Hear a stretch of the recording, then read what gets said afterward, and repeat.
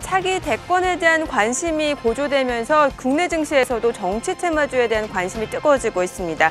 오늘 주식투자 성공백서에서는 야권 대선 후보들의 정치 테마주에 관련해서 성공적인 투자 전략 집중 분석해 보도록 하겠습니다. 저는 함께할 분들 먼저 만나보도록 하죠. 오해진 주식 매니저, 상도투자자문의 고덕재 대표, 김성수 시사평론가, JDI 파트너스의 윤정두 대표 함께합니다. 어서 오세요. 안녕하세요. 그래서 만약에 투자 가치를 본다라고 하면은 사실 좀 고점이다라는 그런 인식도 있을 것 같고, 만약에 이런 식으로 만약 대선 후보로 된다라고 하면 지금도 또 늦지 않았을 것 같고, 어떻게 보시는지요? 그러니까 제일 중요한 거는 뭐 상식적인 생각을 좀 하자라는 거죠. 지금 테마주 자체에 형성된 부분, 이것이 뭐 정부 정책적인 지원책도 아니고, 그리고 어떤 업종의 뭐 강화도 아니고, 지금 대선 후보의 지지율에 대해서 주가가 움직인다? 지금 뭐 사실상 미국도 지금 대선 들어가 있는 상태인데, 미국도 민주당과 공화당 쪽의 전통적인 그 지원책 자체가 다릅니다. 그래서 산업의 영향력이 다르기 때문에 그 그림에 있어서 뭐 공화당이 우세할 것 같다 그러면은 뭐 예로부터 뭐 방산업체라든가 이런 쪽을 좀 눈여겨본다든가, 혹은 민주당 쪽 같은 경우는 예로부터 달러 강세 기조에 대한 기준도 있었고요. 그리고 어찌됐건 뭐 실리콘밸리 쪽에 대한 부흥, 이런 부분도 놓고 볼 수 있기 때문에 전체적인 산업 부분을 놓고 볼 수 있는데, 지금은 우리나라 현재 지금 대선 테마 얘기하는 것 자체가, 만약에 뭐 문재인 후보가 당선이 됐다, 대통령이 됐다, 그럼 이 종목군들이 왜 수혜가 돼야 되는데요? 뭐 어떤 뭐 일감을 몰아줄 겁니까? 전혀 아니라는 거예요. 그래서 단순히 그런 부분, 인맥이라든지 혈연, 지연 이렇게 엮여 있는 종목이 많다라는 거죠. 오히려 그렇게 된다면 오히려 더 큰 문제가 되는 거죠. 그것 때문에 주가가 움직인다는 거는 당장 내년에 큰 문제가 더 불거질 수 있다는 겁니다. 이 종목에 대해서 이상 급등락에 나온 거에 대해서 금융당국도 예의주시하고 있고, 이러한 부분을 모니터링을 계속 강화하겠다 얘기를 했었고, 그리고 예전에 이제 뭐 공중파에서도 바로 전 대선 때 대선 끝나자마자 대선 테마주에 대한 굉장히 강력한 대응책도 있었고, 그렇기 때문에 시청자분들께서도 이 종목군들을 하나하나 놓고 보실 때, 오늘 방송 끝날 때까지입니다. 종목 언급될 때마다 종목이 출렁거릴 수가 있어요. 이런 부분을 조금 한 발짝 뒤로 물러서셔서 차분하게 대응을 하셔야지, 이게 뭐 수혜가 된다, 앞으로 뭐 이게 지금 좋은 지점이다, 이렇게 말씀드리는 거는 굉장히 큰 문제가 될 수 있습니다. 어떤 정책과 연관성이 없기 때문에 그렇게 지적을 해주셨는데, 실제로 그 당시 이지 주가 움직임을 좀 보면서 설명을 드리면 우리 시청자분들도 좀 이해가 쉬울 것 같거든요. 네, 이지 월봉 차트 가지고 나왔습니다. 일반적으로 이제 뭐 소형주, 뭐 이지 같은 경우는 아주 극소형주는 아닙니다만, 어찌됐건 거래량을 제가 잘 안 보여드리는데, 오늘은 월봉 차트에 거래량을 같이 넣어봤습니다. 그러한 이유는 그 주식을 조금 뭐 기술적 분석을 일부 하셨던 분들이라면은 수급 부분을, 거래량을 보면서 수급 부분을 확인해 보실 수 있고요.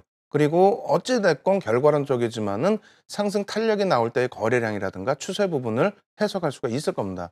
그리고 지금 기준도 기술적으로 놓고 본다면 그렇게 나쁜 구간은 아니에요. 굉장히 뭐 긍정적으로 해석하실 수도 있는 대량 거래량이 터지면서 양봉이 나아졌다라는 부분인데, 문제는 여기 있습니다. 실질적으로 주가가 급등이 나온 이후에 계속해서 밀려 떨어지죠. 그럼 저 물량은 대부분이 외국인이나 기관이 받는 것이 아니라 개인들이 고점에서 다 받아왔다라는 겁니다. 그러한 그 손실폭 때문에 굉장히 뭐 생활도 어려워지시고, 그리고 시장의 건전화 부분도 지연되는 부분이 있기 때문에 잘 생각하셔야 되는 부분이 있고요. 거기에 이제 우리들 제약인가요? 우리들 휴브레인 같은 경우도 지난해 연말 기준으로 잡았을 때 시가총액이 450억, 500억 정도 됐습니다. 그럼 지금 시청자분들께서 1000분 정도만, 1000만 원씩만 들어가도 100억을 지금 매매를 해버리는 게 돼요. 그러면 그 당시에 450억, 500억짜리 종목, 만약에 100억이 한꺼번에 쏠렸다. 그렇게 된다면 지분 20%를 하루에 사는 겁니다. 어떻게 되겠습니까? 그러니까 방송 한마디 한마디에 이 종목군들의 그 주가 등락 부분은 어마어마해질 수 있다는 겁니다. 근데 이런 것을 같이 동질적으로 이거 테마가 형성됐다, 그렇게 해서 뭐 검색을 했을 때 테마 형성군으로 종목군을 이렇게 모아놓고, 심지어는 뭐 증권사에서도 테마 종목군들을 모아놓는 경향이 있는데, 그것을 참조하셔서 진짜 개별 매매로 수익을 내실 수 있는 분들, 그런 분들 이외에는 좀 한 발짝 뒤에서 물러서서 보시면서 시장 전체적인 흐름을 놓고 보시는 게 더 긍정적이라고 말씀드리겠습니다.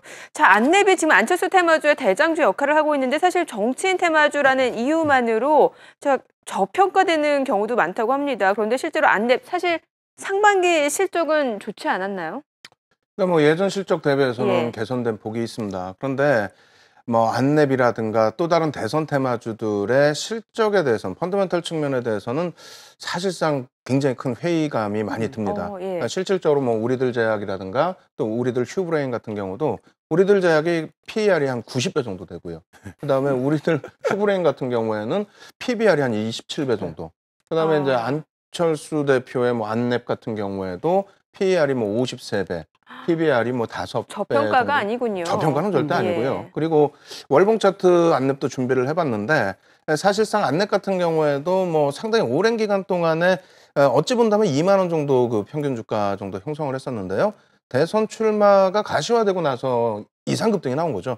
이상급등 이후에 이제 지금 뭐 다시 출렁거리고 있는데 이 부분을 저는 조금 다른 쪽으로 좀 해석을 해보겠습니다. 어떤 쪽이냐면은 예전에 그 코스닥 열풍이 불었을 때 언제까지 계속될 줄 알았죠. 근데 그 코스닥 거품이 깨진 이후에 많은 투자자분들의 손바뀜이 나왔거든요. 네. 다시 말씀드린다면은 이런 종목에서 수익률을 내신 분들은 결국은 이런 종목으로 쫓아가게 돼 있습니다. 그렇죠. 삼성전자 상승률에 대한 값어치를 못 느끼신다는 거죠. 그렇죠. 예, 그렇기 때문에 사실상 그 지금 앞서서도 말씀드린 것처럼 내 매매 자신감이 있으신 분들 그 자신감이 뭐 너무 과욕을 부리면 안 되겠고요. 네. 어느 정도 수익금의 일부를 매매를 해서 좀 더 뭐 수익을 극대화하겠다. 이 정도면 괜찮은데 나의 자산 자체를 여기서 매매로 치중하겠다라고 한다면 굉장히 큰 문제가 발생될 수도 있습니다. 따라서 지금 뭐 나머지 안랩을 비롯한 나머지 종목군들 펀더멘털적인 측면도 꼭 챙기시면서 과연 투자가 적절한지도 체크해 보시는 것을 꼭 권해드립니다. 네. 아무래도 안희정 지사는 이제 충남지사기 때문에 또 관련 종목은 뭐 지금 충청도라든지 아니면은 그 지역 쪽을 기반으로 한 종목들이 많을 것 같은데 어떤 종목들이 있을까요? 글쎄요, 뭐 여러 종목이 있겠습니다만 뭐 솔직히 시청자분들께 말씀드리면은 저는 지금 현재 그 정치권에 그러니까 각 당들의 이름도 제대로 솔직히 말씀드려서 잘 모릅니다. 그래서 지금 선진국으로 가면 갈수록 네. 실질적으로 투표율도 점점 낮아지죠. 미국 같은 경우에도 이제 선거인단을 만든 이유 중에 하나가 직선제를 했을 때 참여 인원이 적어집니다. 일본도 마찬가지예요. 총리 이름도 모르는 국민들이 많습니다.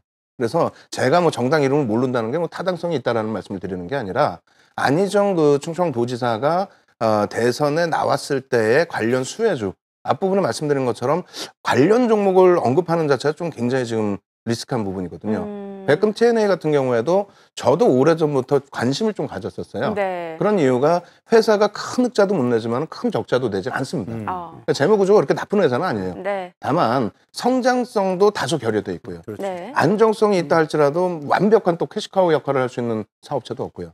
근데 시가총액 부분이 뭐 아주 예전에 이제 뭐 아주 저가일 때를 뭐 제외하고 난다 할지라도 최근 얼마 전까지의 시가총액이 300억 정도 수준이었습니다. 그 미만이었어요. 지금 668억입니다. 그런데 여기에서 이 종목군에 대해서 회사가 굉장히 긍정적이다, 부정적이다 논하게 되면은 주가 자체 변동성을 감당할 수 없다라는 거죠.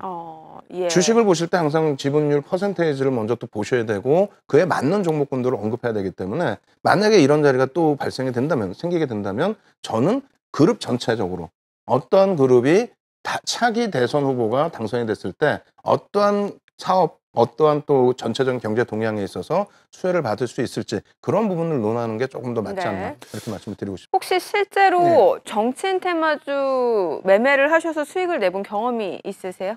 저는 그런 기회가 없었습니다. 네. 다만 이제 그 예전에 매매를 할 때 99년도 당시에 우선주 테마가 있었거든요. 네. 그러니까 뭐 동방아그로 우선주는 그때 액분전이라 25주였고요. 그리고 뭐 진로식품 우선주는 관리 종목이었습니다만 2000주. 그리고 가장 유명한 게 대구백화점 우선주였죠. 거기서부터 스타트가 됐는데 4282주였습니다. 그 4,000원대 주가를 73만 원까지 보냈거든요. 네. 그 4,000원대 주가 73만 원까지 올라왔으니까 누구나가 달려들었겠죠, 우선주에. 근데 시가총액으로 따지면 31억, 32억분이 안 됩니다. 그러니까 실질적인 매매를 할 수 있는 종목이 아니었다라는 거고요. 그러니까 일단 물량이 좀 작았네요. 예. 그래서 지금 이제 뭐 대선 테마주들이 또 시가총액이 좀 월등히 크거나 하면 기술적 분석을 해서 접근할 수 있을 텐데 너무 시가총액이 작으니까 좀 주의하셔야 되겠고요. 오히려 뭐 놓고 보셔야 될 부분들은 뭐 고 노무현 대통령 정부 때 STX 그룹이나 웅진그룹 지금은 없어졌지만 그런 그룹들이 움직임이 나왔거든요. 그리고 뭐 LG화학 같은 경우에 배터리 사업 부분이 뭐 미국에서부터의 그린 사업 부분 이런 부분에 대한 영향력 그리고 이번 정부 같은 경우에는 뭐 특별하게 수혜라고 볼 수는 없겠습니다만 아모레지 같은 경우에 아모레 포시픽과 함께 뭐 주가가 급등이 나올 때 네. 중국의 영향이다 이렇게 얘기했는데 중국 경기 안 좋았어요. 다만 연기금이 외국인 기관 개인 다 팔고 있는데 연기금이 아모레지를 끌어올렸죠. 왜? K탑 30에 대한 액면 분할에 대해서 가장 잘 듣는 기업이 아모레 퍼시픽이었다는 겁니다. 그렇게 되면서 뭐 지금 PBR이 엄청나고 PER이 엄청나지만 시가총액 뭐 12조 이렇게 끌어올리다 보니 개인 투자자분들도 접근하실 수 있는 부분이 있습니다. 그래서 전체적으로 놓고 보실 때 새로운 정부가 들어설 때 어떤 정책으로 어떤 수혜를 입을 수 있는 그룹들이 형성될 수 있을까? 이 부분을 조금 더 관심 있게 보시는 게 좋을 것 같습니다. 네, 보다 현명하고 신중하게 투자하시기 바랍니다. 돈이 보이는 오후 3시 주식 투자 성공 백서. 내일 더 부자 되세요.